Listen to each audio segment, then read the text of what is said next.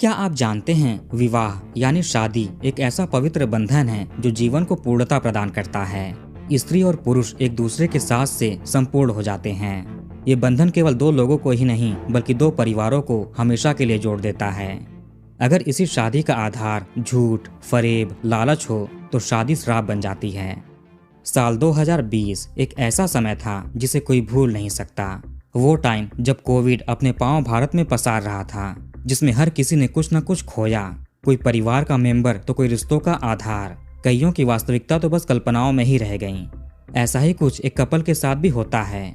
पति को कोविड ने छीन लिया, लेकिन एक अजीब साजिश के साथ जिसने पत्नी समेत पुलिस के भी होश उड़ा दिए। पिछले वीडियो की तरह यह भी कोई फिल्मी स्क्रिप्ट नहीं है बल्कि रियल लाइफ है। नमस्कार दोस्तों, तो क्या हाल चाल है आपके। आज हम बात करने वाले हैं हर्षा राहुल केस के बारे में। इस घटना की शुरुआत होती है मध्य प्रदेश की राजधानी भोपाल से। ये भारत के ग्रीनेस्ट सिटीज में से एक है।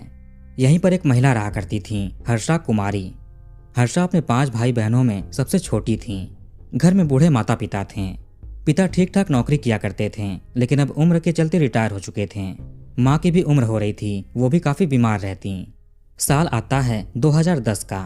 सभी भाई बहनों की शादी हो चुकी थी, केवल सबसे छोटी बेटी हर्षा ही रह गई।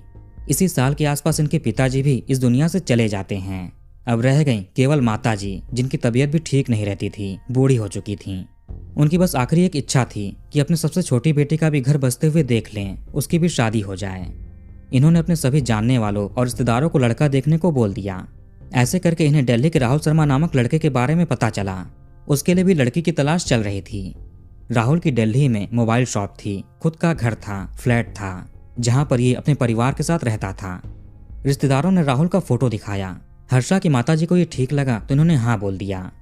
अब इसके बाद दोनों परिवारों में मीटिंग्स होती हैं। ये एक नॉर्मल अरेंज मैरिज थी। लड़का लड़की एक दूसरे से बिल्कुल ही अनजान थे। हर्षा भी एक संस्कारी घर से थी, ठीक ठाक पढ़ी लिखी थी, सर्वगुण संपन्न थी। दोनों परिवार एक दूसरे के बच्चों को बहू और दामाद के रूप में स्वीकार करने को तैयार हो जाते हैं। बड़ों की सहमति के साथ जनवरी 2011 में हर्षा और राहुल की सगाई होती है। शादी का मुहूर्त 2 महीनों के बाद यानी मार्च 2011 का निकलता है। वैसे राहुल शर्मा के मामा जी और बड़े भाई का परिवार मध्य प्रदेश के होशंगाबाद, जो कि अब ऑफिशियली नर्मदापुरम हो चुका है, यहाँ पर रहते थे। कुछ लोग दिल्ली में रहते हैं तो कुछ लोग नर्मदापुरम में। नर्मदापुरम से ही राहुल की बारात हर्षा के घर भोपाल आनी थी। मुहूर्त के अनुसार मार्च 2011 में शादी होती है। अब शादी के दौरान जो भी सामान दूल्हे के परिवार को दुल्हन की तरफ से दिए जाते हैं, वो सब कुछ प्रदान किए गए। इसके साथ 80,000 रुपए की यमहा फेजर बाइक और 3 लाख रुपए नगद भी दिए गए। धूमधाम से शादी हुई। दुल्हन विदा होकर दूल्हे के साथ नर्मदापुरम गई। यहाँ शादी के बाद सारी रस्में निभाई जाती हैं। कुछ दिन तक सभी लोग यहीं पर रहते हैं। उसके बाद राहुल अपनी पत्नी हर्षा और माँ को लेकर वापस दिल्ली चला गया। दिल्ली में आने के बाद हर्षा को बहुत बड़ा झटका लगता है। शादी के पहले बताया गया था कि लड़के का खुद का घर है, फ्लैट में रहते हैं, लेकिन यहाँ पर बस एक टपरी नुमा घर था। हर्षा को राहुल पर शादी के पहले से ही डाउट हो गया था। दहेज की सारी बातचीत रिश्ता तय होने के दौरान ही हो गई थी। लेन देन क्या होगा, कौन कौन से सामान दूल्हे पक्ष को चाहिए थे। लेकिन जब सगाई हो गई और शादी होने वाली थी तो शादी के कुछ दिन पहले राहुल ने एक और मांग रखी कि इसको एक बाइक चाहिए, यमहा फेजर।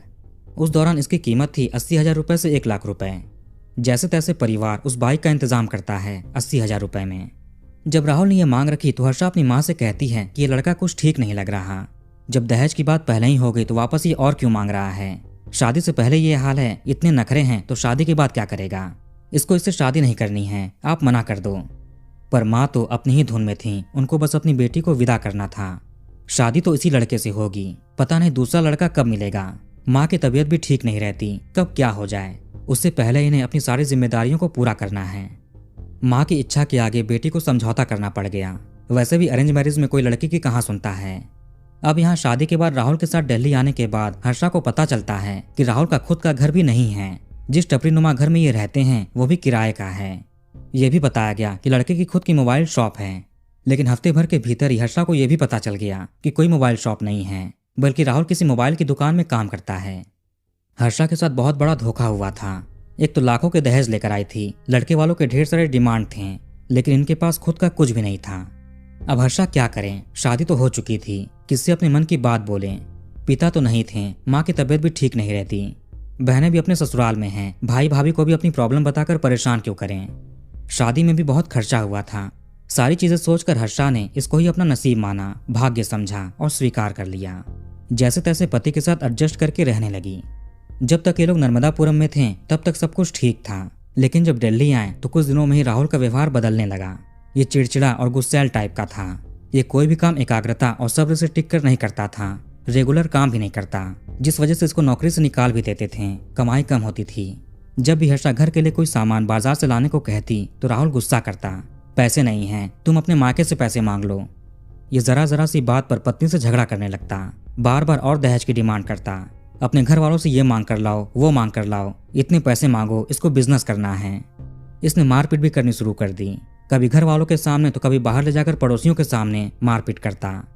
अभी शादी को महीने भर भी नहीं हुए थे कि राहुल अपने असली रंग में आ चुका था।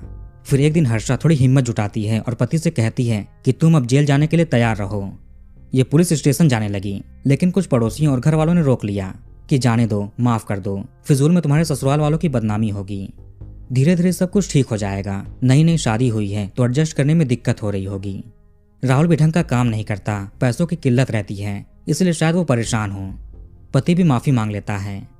इसके बाद हर्षा शांत हो गई, माफ कर देती है। लेकिन ये चीज नहीं थमा। कुछ दिन बाद वापस से राहुल ने हर्षा के साथ वही मारपीट किया। इस बार हर्षा पुलिस को कॉल करके घर पर बुला लेती है। पुलिस आती भी है। घर वालों और पड़ोसियों से मामले को समझा। इन्हें लगा कि घर के झगड़े हैं, कुछ देर होता है फिर शांत हो जाता है। यही सब सोचकर ये चले गए। इन्होंने राहुल को समझाने की कोशिश नहीं की, एक वर्ड भी नहीं कहा। बहू हर्षा ने कॉल करके इन्हें बुलाया था, उससे भी बात नहीं की। बाहर लोगों से बात करके चले गए। अब शादी के कुछ महीनों के बाद घर में खुशियां आने वाली थीं। हर्षा मां बनने वाली थी। अब लगा कि शायद खुशखबरी से राहुल बदल जाए, अपने काम पर फोकस करे, टिक कर कोई काम करे। घर में एक और जिम्मेदारी बढ़ने वाली है, उस पर ध्यान दे। पर हर्षा अपनी सभी इन सोचों से गलत साबित होती है। ऐसा कुछ भी नहीं होने वाला था। अभी भी राहुल इसको दहेज के लिए परेशान करता। तुम्हारे परिवार ने ये नहीं दिया, वो नहीं दिया, उनसे ये मांग कर लाओ, वो मांग कर लाओ। अभी भी ये हाथ उठाता। आगे इन सभी चीजों से परेशान होकर हर्षा अपने मायके चली गई। यहाँ पर इसने अपने परिवार को सारी बातें बताई और पुलिस में राहुल के खिलाफ दहेज का केस कर दिया। जब ये बात राहुल को पता चली तो वो अपने ससुराल आता है, हर्षा से माफी मांगता है। इसको डर था कि कहीं पुलिस उसको जेल में न डाल दे, बहुत बदनामी होगी। इसने अपनी पत्नी से कहा कि दोबारा ऐसा नहीं होगा, तुम माफ कर दो, केस वापस ले लो। परिवार ने भी कहा कि एक मौका देना चाहिए, बच्चा होने वाला है। सबके दबाव में आकर हर्षा केस वापस ले लेती है। भोपाल में ही हर्षा ने एक बेटे को जन्म दिया। उसके बाद वापस ही अपने बच्चे को लेकर ससुराल चली गई, दिल्ली। यहाँ पर कुछ ही दिन हुए थे कि राहुल ने अपनी पत्नी से कहा कि नर्मदापुरम जाना चाहता है, वहाँ पर मामा रहते हैं, उनके साथ मिलकर डेयरी का बिजनेस करेगा। ये सुनकर हर्षा खुश होती है। लगा कि बच्चे के आने के बाद राहुल बदल रहा है, नया बिजनेस शुरू करेगा, नई जगह होगी, हवा पानी भी बदलेगा, अब शायद नई जिंदगी की शुरुआत हो। दोनों नर्मदापुरम आते हैं। यहाँ पर हर्षा के जीवन में वापस से एक और बच्चे की किलकारी गूंजने वाली थी। ये फिर से माँ बनने वाली थी। नई जगह पर आकर नया बिजनेस शुरू करके भी राहुल के व्यवहार में कोई परिवर्तन नहीं होता है। कई बार शराब पीकर अपनी गर्भवती पत्नी से मारपीट करता। इसके चलते हर्षा के प्रेगनेंसी में कुछ दिक्कतें आ जाती हैं, जिस कारण इन्हें खुशियों को रोकना पड़ता है। इससे हर्षा काफी दुखी हुई, लेकिन कर भी क्या सकती हैं। कुछ दिनों के बाद राहुल मामा के घर से किसी किराए के घर में शिफ्ट हो गया अपने परिवार के साथ। फिर राहुल की माताजी भी यहीं पर आकर रहने लगी। राहुल के जो बड़े भाई थे तरुण शर्मा, वो ऑलरेडी अपनी फैमिली के साथ यहाँ पर रह रहे थे, इसीलिए शिफ्ट होने में ज्यादा दिक्कत नहीं होती है। धीरे धीरे समय गुजरता गया। हर्षा सब कुछ झेल रही थी। अब शादी को लगभग 9 साल हो चुके थे। समय आ जाता है 2020 का 14 फरवरी, वैलेंटाइंस डे का दिन। आज की रात भी पति ने अपनी पत्नी से झगड़ा किया, मगर इस बार कुछ ज्यादा हो जाता है। मारपीट करके घर से निकाल दिया। हर्षा अपने बच्चे को लेकर अपनी बहन के घर रायसेन चली गई, जो यहाँ से करीब 110 किलोमीटर दूर था। वहां पर अपनी बहन से सारी आपबीती बताती है। इसके बाद दीदी और जीजाजी वकील से बात करते हैं। फिर हर्षा ने भोपाल कोर्ट में राहुल के खिलाफ दहेज का केस करवा दिया। हर्षा भी समझ चुकी थी कि पति सुधरने वाला नहीं है, आज भी दहेज को लेकर परेशान करता है, जबकि वो एक पिता भी है। चूंकि छोटा बच्चा भी था तो गुजारा भत्ता के लिए पिटीशन भी दायर किया गया। राहुल को जब इसके बारे में नोटिस मिला तो वो परेशान हुआ। वो पत्नी के पास आकर फिर से माफी मांगता है, कहा कि वापस घर चलो, दोबारा ऐसा नहीं होगा। लेकिन पत्नी इस बार माफ नहीं करती है। 9 साल से माफ करते आ रही थी, लेकिन अब नहीं। धीरे धीरे भारत में कोविड के केसेस भी बढ़ रहे थे। राहुल कोर्ट हियरिंग्स में आना बंद कर देता है। इसको डर था कि कहीं पुलिस अरेस्ट ना कर ले। गंभीर मामले में केस दर्ज हुआ था। जब इसने कोर्ट में आना बंद कर दिया तो उसके खिलाफ अरेस्ट वारंट जारी किया जाता है। अब पुलिस पकड़कर कोर्ट में पेश करती है।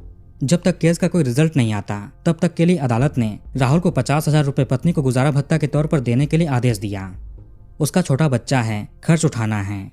राहुल के पास इतने पैसे नहीं थे, लेकिन जैसे तैसे इसने कहीं से इंतजाम करके पत्नी को दे दिए। अब देश में कोविड आ जाता है, पूरी तरह से लॉकडाउन लग गया, सब कुछ रुक जाता है। कोर्ट की कार्यवाही भी थम सी गई।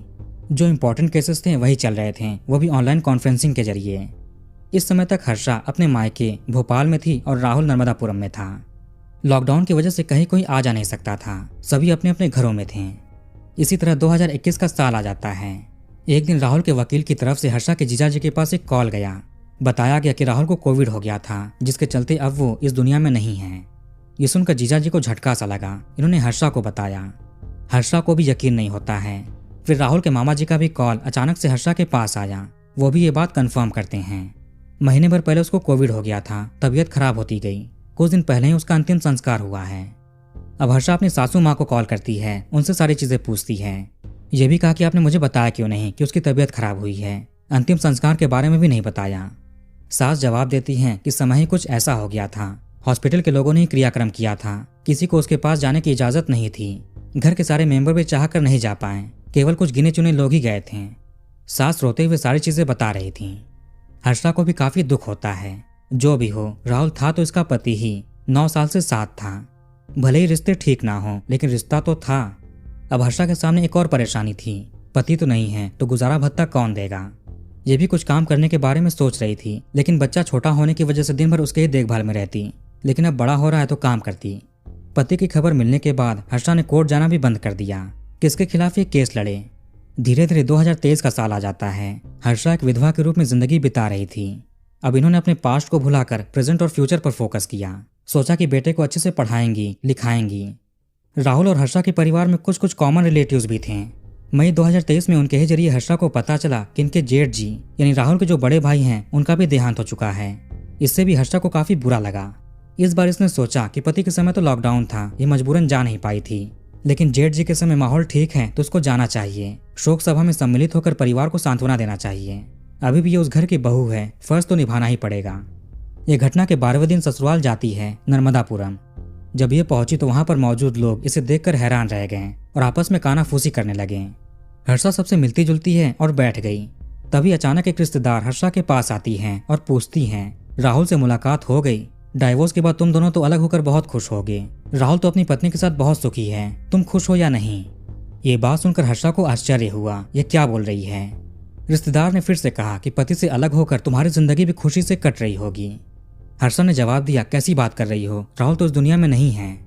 ये सुनकर रिश्तेदार को हैरानी हुई। वो माफी मांगती हैं और तुरंत वहां से चली गई। लेकिन ये चीज हर्षा को बहुत अजीब लगा। आखिर रिश्तेदार ऐसा क्यों बात कर रही थी? कुछ तो गड़बड़ जरूर है। हर्षा ने उस समय की कुछ बातें याद की। सास ने कहा था कि कुछ शोक सभा में शामिल नहीं हो पाया, कोई राहुल से मिल नहीं पाया। उसकी तबीयत महीने भर से खराब थी, लेकिन तब किसी ने नहीं बताया। कॉमन रिलेटिव्स ने भी जिक्र नहीं किया। यही सब चीजें सोचकर हर्षा को कुछ खटकता है। अब इन्होंने सबके सामने शोर मचाना शुरू कर दिया। पड़ोसियों को चिल्लाकर बुलाने लगी। बदनामी होते देख परिवार के लोग हर्षा को चुप कराने की कोशिश करते हैं। ये सास के पास जाकर कहती हैं कि सच सच बता दो, वरना ये पुलिस बुला कर लाएंगी।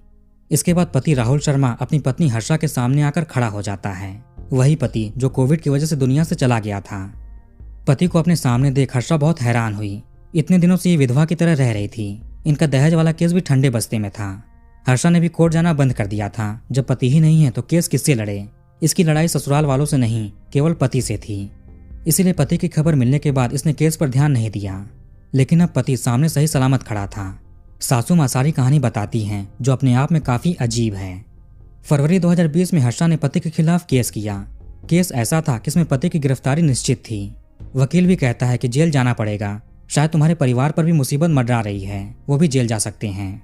इसके अलावा काफी पैसे भी देने पड़ सकते हैं। कोर्ट के आदेश पर ऑलरेडी राहुल को 50,000 रुपए देने पड़े थे।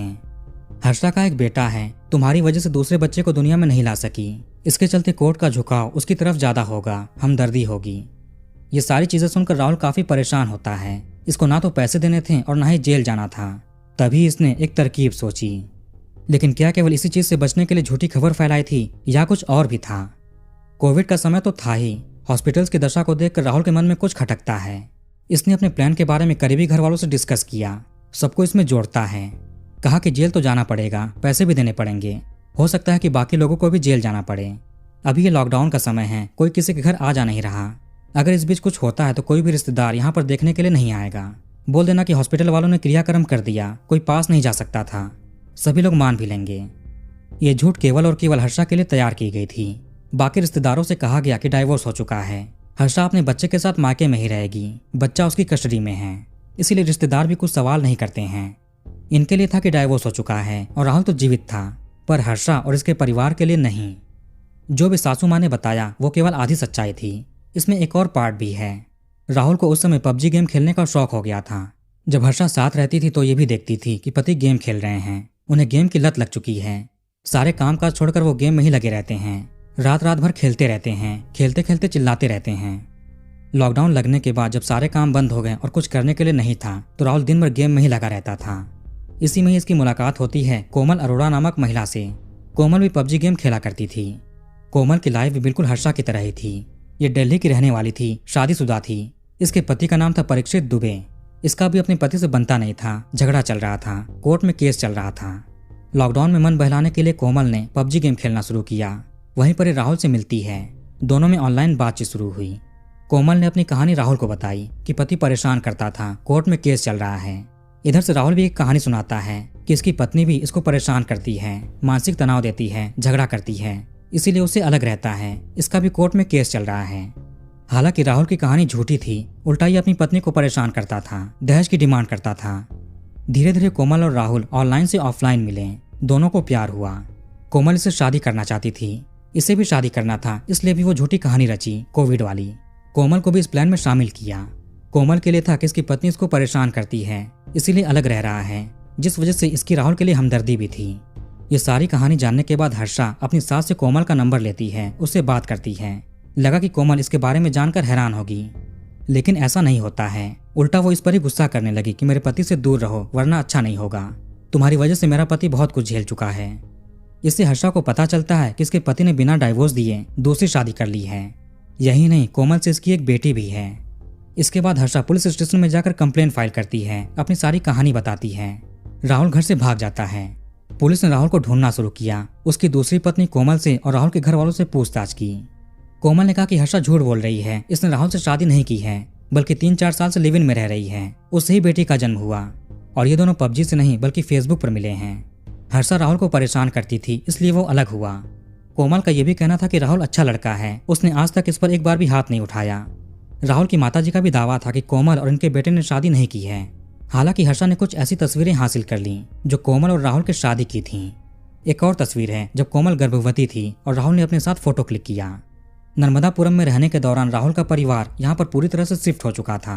माताजी का यह भी कहना था कि जब राहुल और कोमल के रिश्ते का इन्हें पता चला तो इन्होंने काफी विरोध भी किया था, लेकिन कोमल पुलिस बुलाने को कहने लगी कि राहुल ने इसका फायदा उठाया है, ये जेल भिजवाएगी।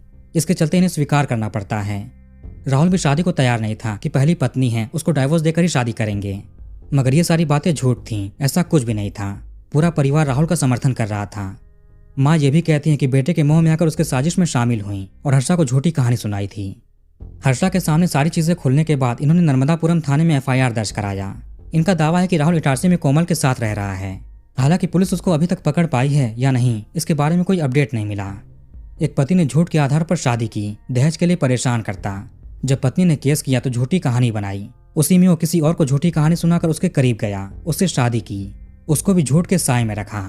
हर्षा अपने और अपने बेटे के अधिकार के लिए न्याय की गुहार लगा रही हैं। तो वीडियो कहीं पर खत्म करते हैं और कमेंट करके अपनी राय बताइए। इस वीडियो को लाइक और शेयर जरूर करिए और हमारे चैनल को सब्सक्राइब करके बेल आइकन ऑन कर लीजिए। मिलते हैं नेक्स्ट वीडियो में। धन्यवाद।